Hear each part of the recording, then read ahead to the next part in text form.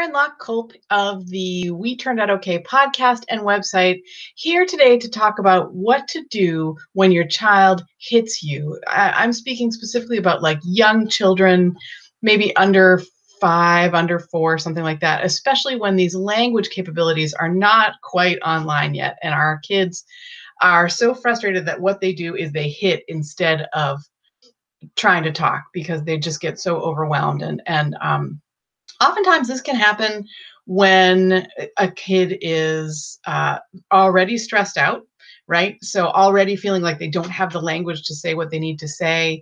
And what they do about that is they hit us, they punch at us, right?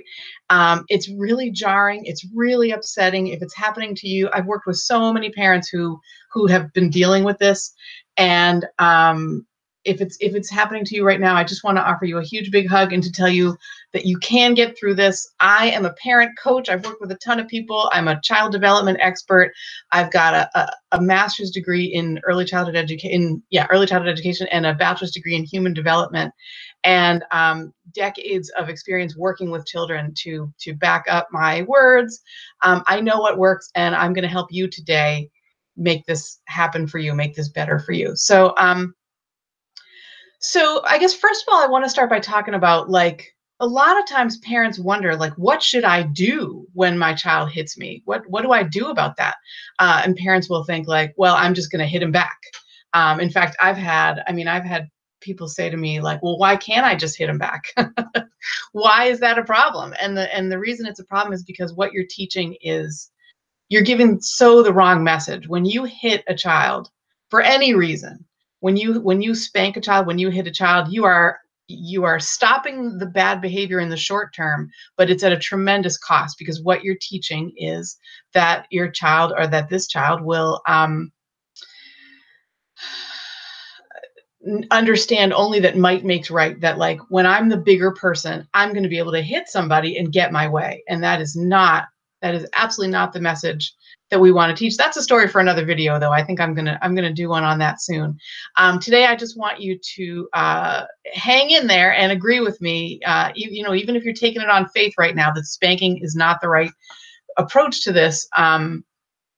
I just want you to be able to do that. So get past that for today's video. I'll make another video about that at another time. So you might be wondering, should I hit my child back? Absolutely not. The answer is no.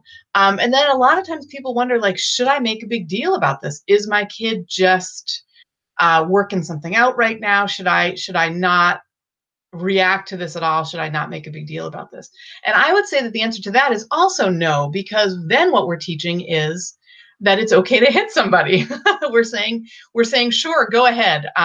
And so there's a middle ground, and I'm going to share with you today how to get to that middle ground. But first, I really want you to understand that it's there. That middle ground is there. Like that there is a space between hitting back and not creating any consequences at all that we're going to get into right now. So instead of those, reacting in those ways, either like overly reacting or not reacting at all, what I want you to think about is your words and what you can say and the tone that you can say these things in.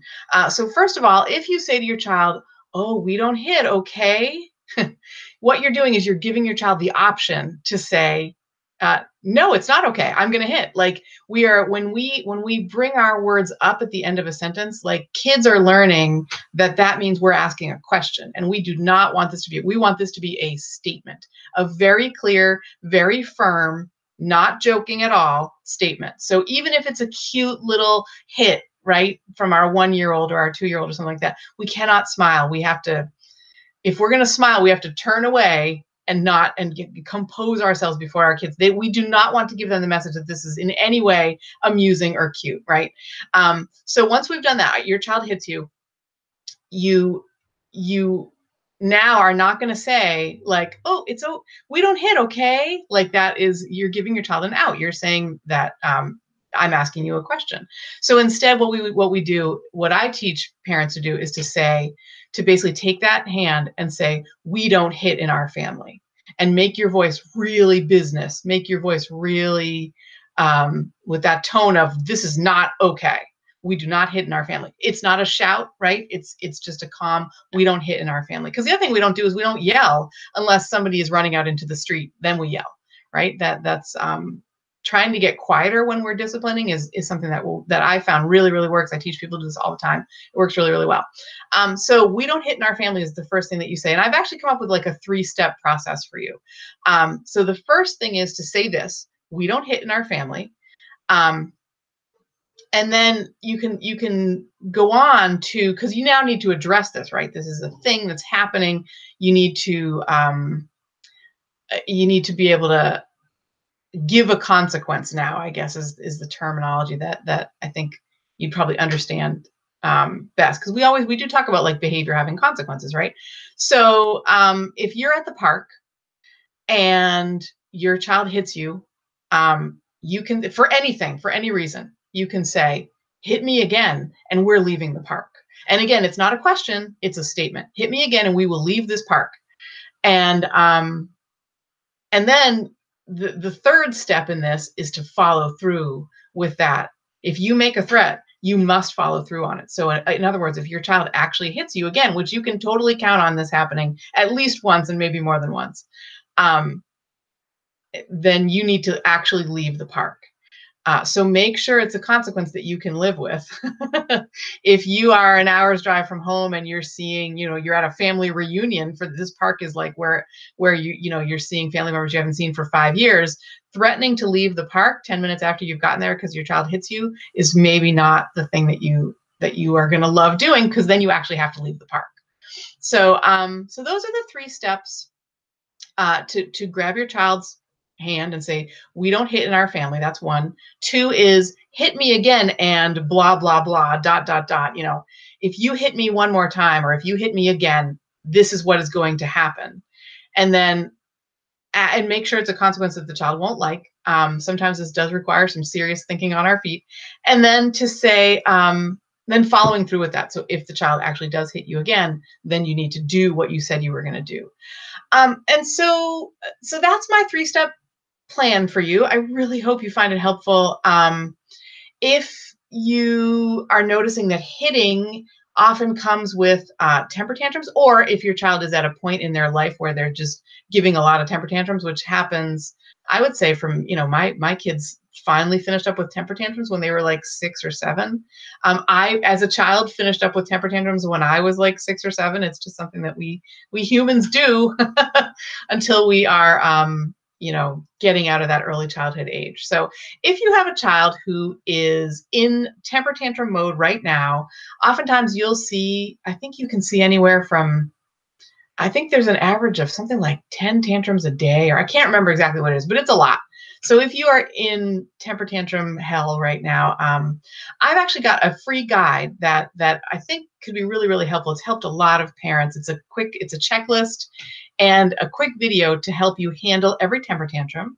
And it's located at WeTurnedOutOK.com/handle-tantrums-now. And rather than try to remember that or write it down, in the show notes for this video, I've actually got a link to it. So you can just click that link and go right there. It's WeTurnedOutOK.com/handle-tantrums-now, which is hyphenated. And I really hope that helps you too, because I'm good at this. I teach people how to take care of this stuff all the time. I've got a podcast that has 235 episodes this week called We Turned Out Okay. And there's a link to that in the show notes as well. So you can always get good advice. I try to offer parents a lot of hope and a lot of help. And I've got, as I said, a free guide to handling every temper tantrum. I've got a free podcast that you can listen to just by going to WeTurnedOutOK.com or searching for We Turned Out Okay in Spotify, in Google Play, and in Apple Podcasts. So I'm all over those places, and hopefully I can help you flip your life with your child and from bad to good, really teach you how to get the good behavior rather than the bad behavior, to feel happy inside and to really and truly enjoy this time with your young kids, because that's what I'm all about. Thank you so much for watching, and I'll be back soon with another one of these. I think the next one's really going to have to be about like spanking and timeouts and all that kind of stuff. Great. Thanks for being here. I will talk to you soon. Bye.